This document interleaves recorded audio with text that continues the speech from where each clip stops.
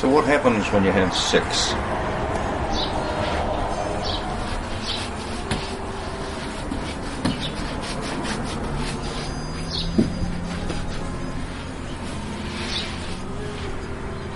Because it seems to be one of those things that everybody does. And if they're not doing it, they're thinking about doing it.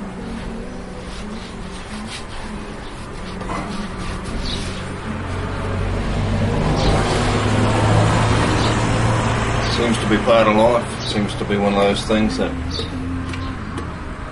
make the world go round.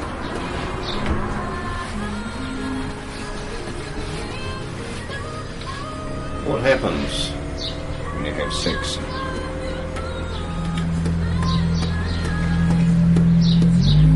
Well, according to the Bible, it's a holy act. It's called knowing.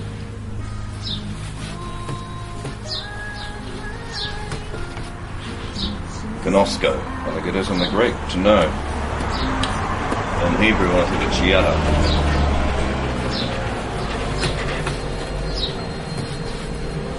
It's a very close, intimate, spiritual experience.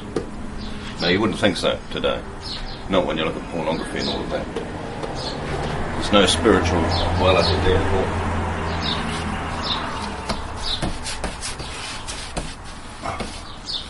But what happens, according to the Bible, is when you join yourself sexually to another person, you become one flesh, one spirit, one soul.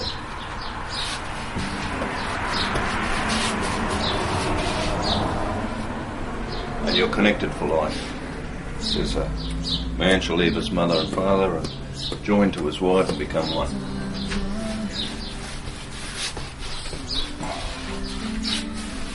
Part of that joining to your wife is that intimate gnosko or yada experience, which we call sex.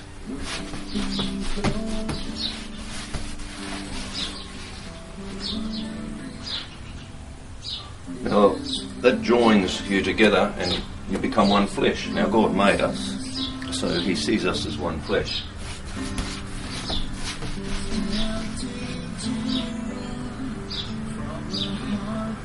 What happens today is that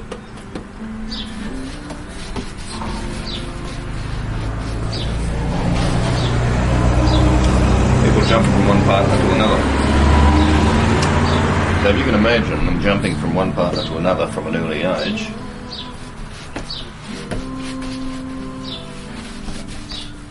joining themselves to another person, and that other person has been joining themselves to other people as well.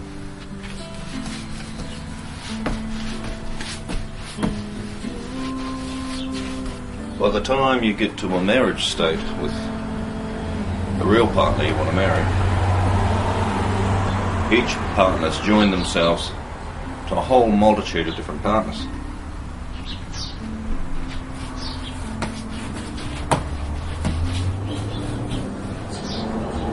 And they've done that for life. You can't change the joining that occurred, the sex that occurred. You can't change the intimacy that occurred, the joining, the becoming one with that other partner, because it's there forever.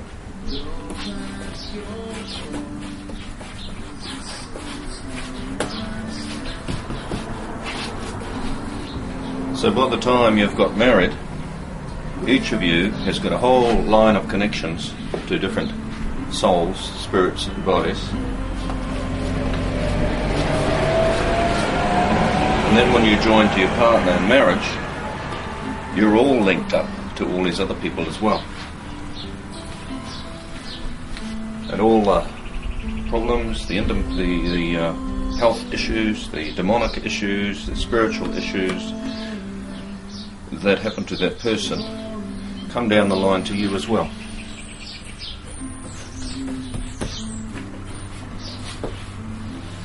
So you end up not being able to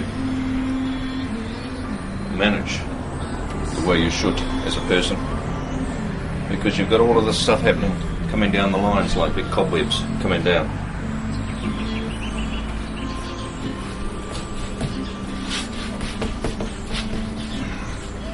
wonder marriages don't last. The Bible only sees it as an intimate relationship between a husband and a wife in a married state. So when you're doing it out of marriage, it's called fornication. When you're doing it to other people within a marriage, it's called adultery. And when Jesus came, he said, even if you lust in your heart over another person and you're married, you've committed adultery in your heart.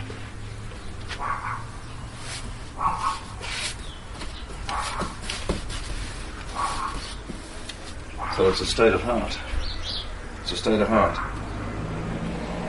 And we do damage to ourselves when we join to other people and fornicate, according to the Bible. Those links to those other people that you've been bonking can never be taken away. It's forever. It can be taken away in Christianity because it can be broken spiritually. It's a spiritual thing. No wonder marriages don't last, you know. We willy-nilly commit fornication and adultery in our hearts and physically. Every time you watch pornography or something that turns you on TV, a movie or something like that, the trigger and the button is pressed.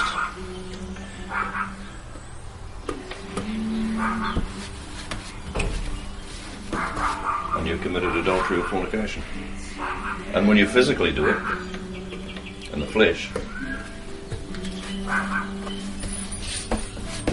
you've linked yourself up to a whole network of other people's problems. So if you have a problem coping with life, just your own problems, can you imagine having to cope with everybody else's stuff that's coming down those lines? When a man has sex with his wife, if she was a virgin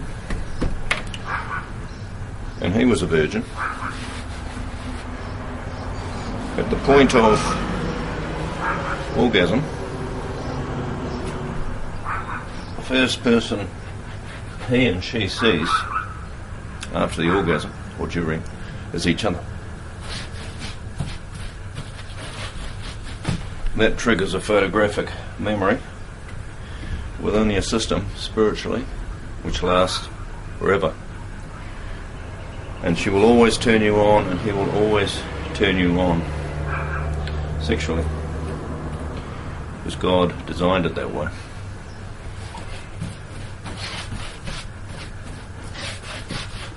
That's what orgasm's all about.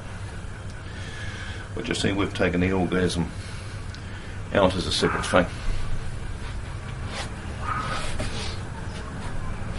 People want to get that tickle, have an orgasm, masturbate, fornicate,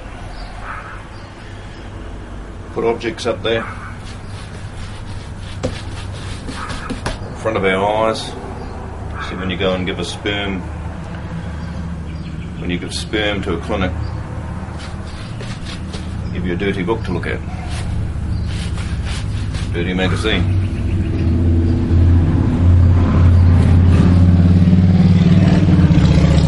Just to help the orgasm.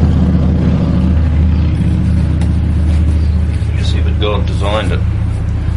The only person to see when you have orgasm is your partner. And that bonds you for life.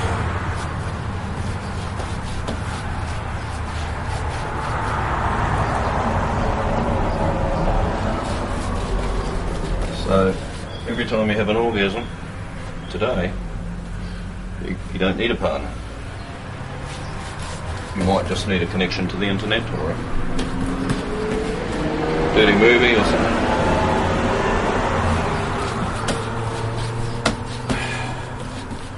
So what happens? We get bonded to the pornography, or to the dirty movies, or to the porno mags, or to the prostitute, or to the child molester.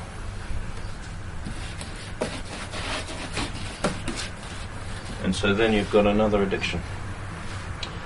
You don't have to go looking for one, you've already created one.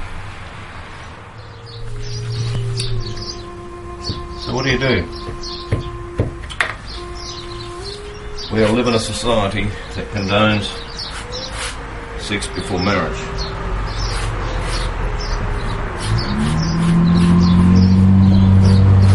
We live in a society that agrees with masturbation and the use of pornographic materials. In fact, if you don't masturbate, you're not normal. If you don't sleep with your girlfriend, you're not normal.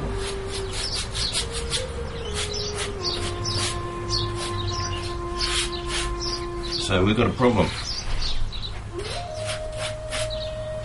If you marry somebody who's had sex with tons of other people, and you've had sex with tons of other people, then you link yourself up with all those other people. And of course, all those other people have had sex with other people. And it goes on and on and on and on. So by the time you get to this happy marriage scenario, all you're doing is linking yourself up with the whole network of other people and their inherited problems. And then of course if you turn into masturbation, watching pornographic material, you're causing photographic addictive memory behaviour, and life's hard enough without any of that. How do you fix it? How do you fix all that? Well, the answer is you can't. So what do? You've got to stop for a start doing all those things I've just talked about.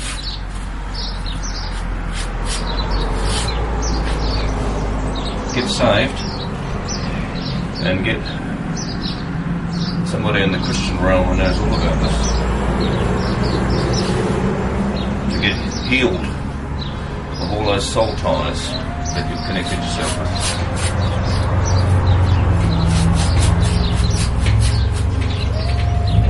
Otherwise you're stuck with it for life. Marriages ain't gonna last. Marriages ain't gonna last because of that.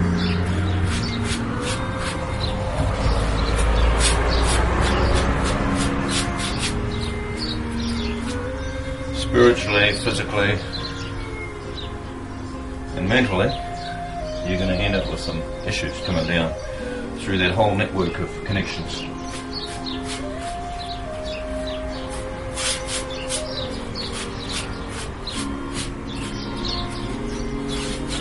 The whole masturbation scenario, you're always going to have a problem.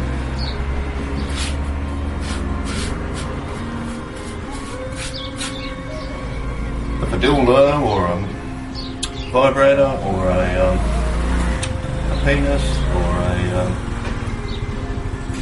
movie of some sort that turns you on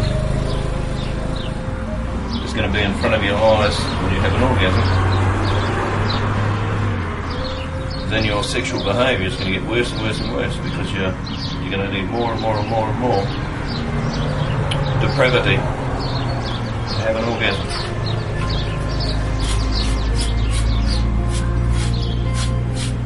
No matter how big the dildo is, you want a bigger one. No matter how turned on you are by the pornography, you want to watch more and more and more and more. The answer to it all, get yourself saved. God can fix it.